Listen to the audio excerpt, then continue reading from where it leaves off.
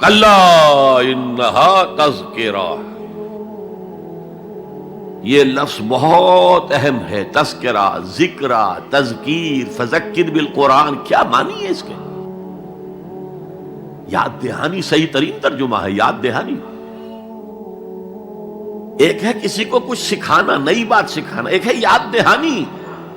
اسے ایک چیز معلوم تھی، کوئی بھول گیا، یاد کرانا. جیسے آپ کے کسی دوست نے آپ کو بہت قیمتی قلم دیا تھا، آپ نے اسے بہت سنبھال کر اپنے ٹرنک میں رکھ دیا. اب سال ہا سال ہو گئے، نہ دوست سے ملاقات، نہ وہ یاد. اچانک آپ نے کسی روز ٹرنک کھولا اور وہ قلم آ گیا، تو آپ کو دوست یاد آ جائے گا کہ نہیں؟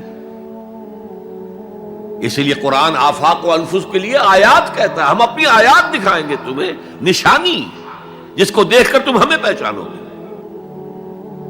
اور تذکرہ کا مطلب کیا ہے؟ پوٹینشلی ایمان ہر انسان کے دل میں موجود ہے. یہ جو روح جو ہمارے قلب کی مسکن نکید ہے، اس میں اللہ کی معرفت بھی ہے، اللہ کی محبت بھی ہے. البتہ ذہول کے پردے پڑ گئے ہیں، بھول اور نسیان طاری ہو گیا ہے. ہم دنیا ہی کے اندر گم ہو کر رہ گئے ہیں. ہماری ساری دلچسپیاں دنیا سے ہیں، لہذا ہماری توجہ ہی نہیں ہے. ورنہ ہر انسان کے دل میں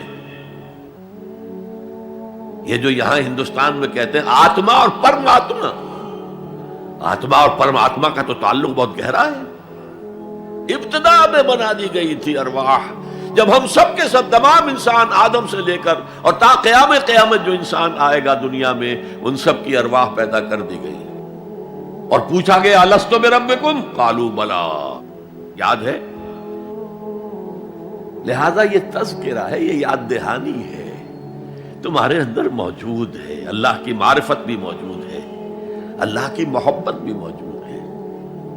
لیکن کلا بل ران علی قلوبہم ما کانوا یعملون، ان کے دلوں پر زنگ آ گیا ہے اب ان کے اعمال کی وجہ سے. شیشہ جو ہے وہ زنگ آلود ہو گیا. حضور نے فرمایا ان هذه القلوب لتصدع كما يصدع الحديد اذا اصابه الماء، ان دلوں پر بھی زنگ آ جاتا ہے جیسے کہ لوہے کے اوپر پانی پڑتا رہے تو اس کو زنگ آ جاتا ہے. پوچھا گیا فما جلاؤها یا رسول اللہ، اے اللہ کے رسول ہماری تلواروں کو زنگ لگتا ہے، ہم پالش کرتے ہیں، سیکل کرتے ہیں، وہ پھر چمک اٹھتے ہیں. تو دل پر اگر زنگ آ جائے تو اس کا علاج کیا ہے؟ دو چیزیں فرمائی، کثرت و ذکر الموت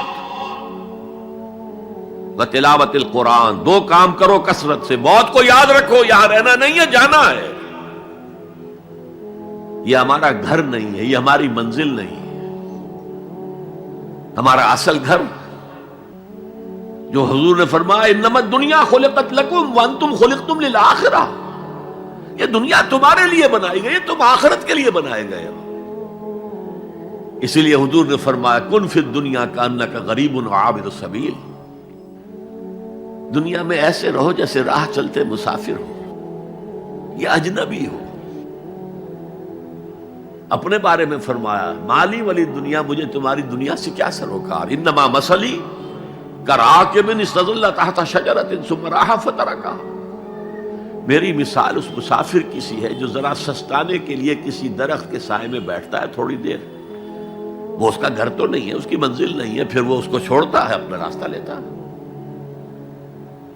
یہ اگر ہمارا تصور قائم ہو جائے، کلا انہا تذکرہ. اب اس کے بعد جو الفاظ آئے فی صحف مکرمۃ مرفوعۃ مطہرۃ بایدی سفرۃ کرام بررہ، یہ جو قرآن ہے، جو تذکرہ ہے، یہ بڑے ہی انتہائی پاکیزہ صحیفوں میں ہے. فی صحف مکرمۃ، بڑے باعزت، مرفوعۃ مطہرۃ، مرفوع بلند اور انتہائی پاک. بے ایدی سفرۃ، یہ کن کے ہاتھوں میں ہے؟ لکھنے والے وہ فرشتے. بے ایدی سفرۃ کرام بررہ، جو نہایت باعزت ہے، بہت وفادار ہیں اللہ کے. یعنی اصل قرآن کہاں ہے؟ لوح محفوظ میں ہے.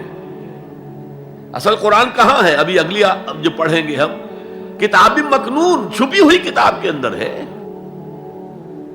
اصل قرآن کہاں ہے؟ وَإِنَّهَا لَفِي أُمِّ الْكِتَابِ لَدَيْنَا لَعَلِيٌّ عَظِيمٌ، یہ تو اس ام الکتاب میں جو ہمارے پاس ہے، بہت بلند ہے اور بہت عظمت والا ہے.